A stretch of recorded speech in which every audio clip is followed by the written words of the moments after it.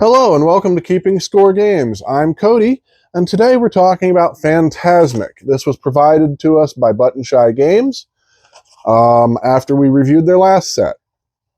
So Phantasmic is going to start the game with 3 cards in each player's hand. This plays 2 to 3 players, and it's going to have these 3 suit cards up here. They're randomly set up, so I shuffled them around and it came up charms, illusions, enchantments in that order.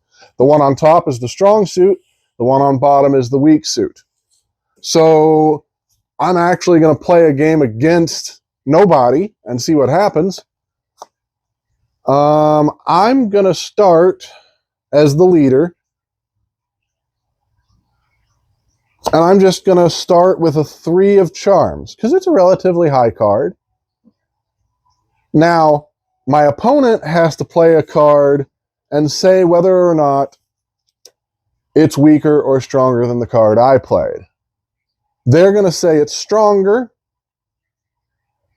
I'm going to say I don't think so, and we're going to find out together because I don't know. It's the 2 of illusions, so it was not stronger. This one will go in front of the opponent face down, and this one will go face up in front of me.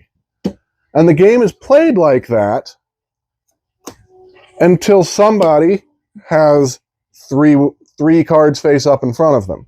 Since I'm still the leader, I'm going to look at my hand, and I'm going to play a 5 of enchantments. Or 5 of enchantments. Now, the reason that it's not just a game of like the better card is simply because there are cards in here with abilities. So, for instance, this ionized ring, which is the card I played, the 5 of enchantments, if I had played it face down as the challenger, when it's revealed, I would swap the book of enchantments with the book below it.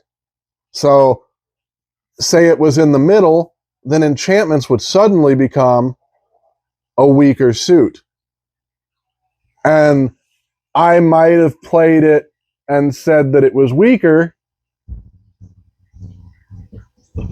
and they may not have believed me, so you would use that power as your advantage. There's a couple of them that say, reveal this, and the book becomes the top, and the spell book becomes the top suit.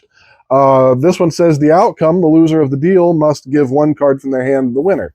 So they would have given me a card, and then we would have drawn back up to 3 each. So I'm at 3, they would draw a card. There's other ones in here that are kind of cool. So if the rival declared stronger, this card would be treated as the strongest card. So this fireworks card guarantees when you play it, you're the strongest. Even if they have card information that says, well, it can't possibly be stronger than a 5 of charms, because I played a 5 of charms, it's face up in front of me. Well, you throw out a fireworks to mess with them in the head. So those abilities really do add a lot of strategy to the game. Excuse me. I'll find some water after this.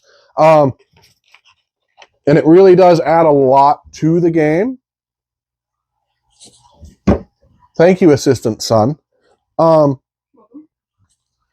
So, there's a lot of strategy there. It's not terribly difficult by design. It's really easy to learn, but there's enough depth with these powers and the randomization of the books and you pushing your luck to try to be the best in a situation like that, that you're going to enjoy it if you like those kind of puzzles. I really liked this. I would have given it like an 8.5, but since it's simple like this, and there is a limit to the depth, but once again, it's a button shy game, so it's not expensive, I'll go ahead and give it an 8. I like this. I would play this in the car while we're charging the car. I would take this anywhere with me to play with people because it's a wallet-sized game. You're not carrying something big and heavy and box-shaped wherever you're going. You just throw it in your pocket and play it when you get there. Great game for that, as most of the button shy games have been so far. I'll give it an 8. Elizabeth hasn't really found a button shy game that just gets her goat. She's given it a 7. She didn't hate it, but she didn't love it. She liked it more than not, so she found that a 7 was a fair review for it. Oliver, what would you have given it, buddy? I would have given it an 8. Same as you. So the faceless boy gives it an 8. He really liked it. He wanted to play it several times in a row, which was great because Winston Cat got in the way. So before the cat destroys everything, we'll call the review there. 2 8s and a 7. Pretty good score. Thank you guys. As always, check out our friends at Red Raccoon Games for any of your tabletop purchasing needs. They ship nationwide. And check out Board Game Revolution on Facebook. They're the group where I go to talk about games and ask questions, and they run great contests. And as always, please like, subscribe, and share the video so we can get the message out there further and get better and bigger games in the review for you all the time.